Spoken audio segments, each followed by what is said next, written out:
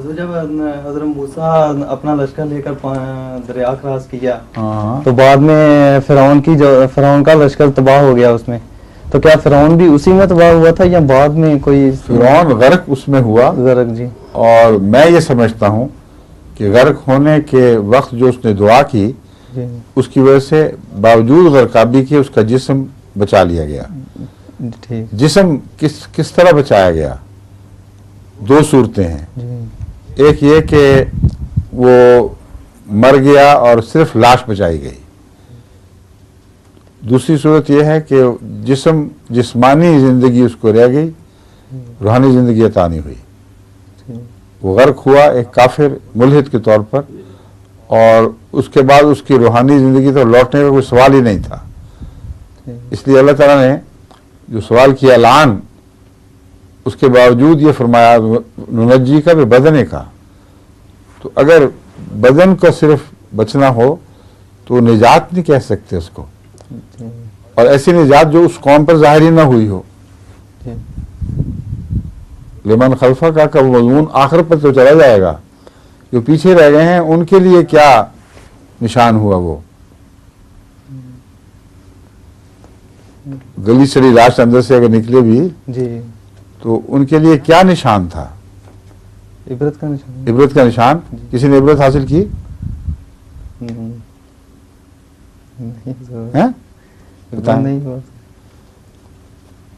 مگر وعدہ جو فرعون سے ہوا وہ عام باتوں سے ہٹ کر کچھ اس میں قبولیت کا مضمون ملتا ہے۔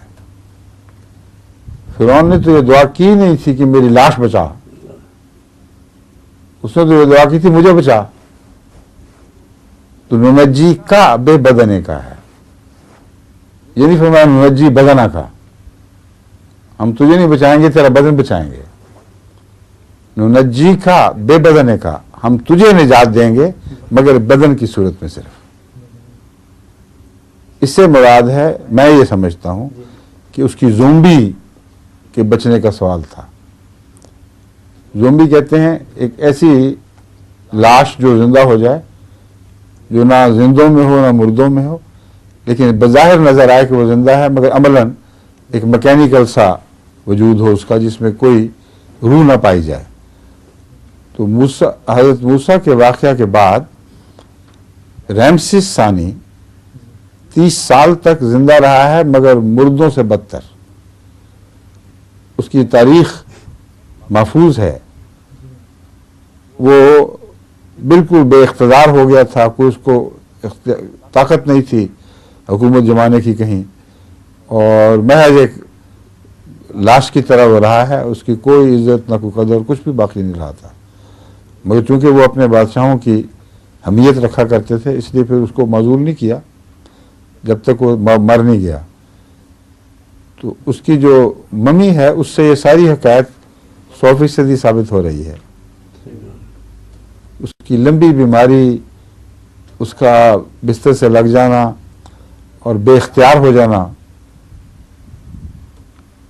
اور جب وہ مرا ہے تو اس کے بعد اس کا جو بیٹا تخت پہ بیٹھا ہے وہ چند سال تک رہا ہے صرف، اور چند عمارتیں بنا کر وہ بھی ختم ہو گیا، اور تاریخ گواہ ہے کہ اس کے بعد مسلسل پھر نیچے گئے ہیں۔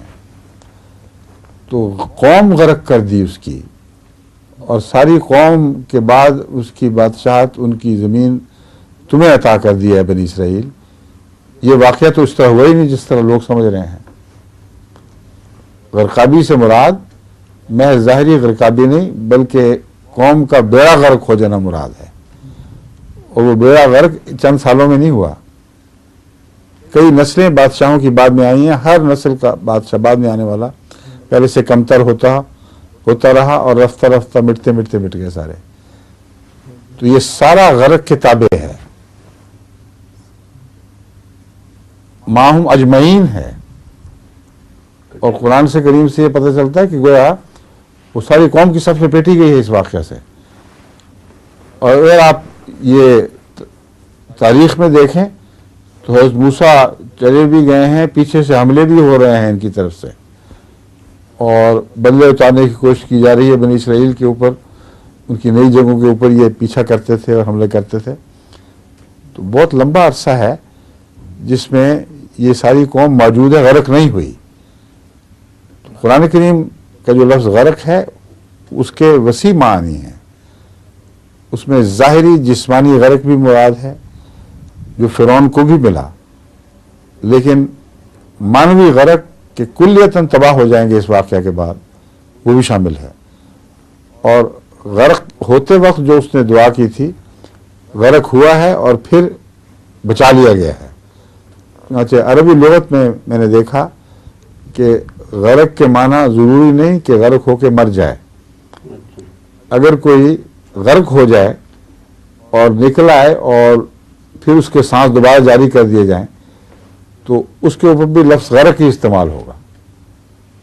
غرق کا مطلب ہے پانی کے اندر بے بس ہو کر ایسا ڈوب جائے کہ پھر وہ ابھرے نہیں. لیکن اس کو اگر کوئی نکال لے اور پیٹ کا پانی نکالا جائے اور اس کو بچا لیا جائے تو یہ لفظ غرق کے مخالف نہیں ہے. سمجھیں؟ اس لیے میرا ایسا نظریہ ہے جس کی تائید میں دوسرے علماء نہیں ہیں، مگر تاریخی شواہد اور قرآن کریم کے بیان کی طرز مجھے بتاتی ہے کہ یہی معنی درست ہے. السلام علیکم.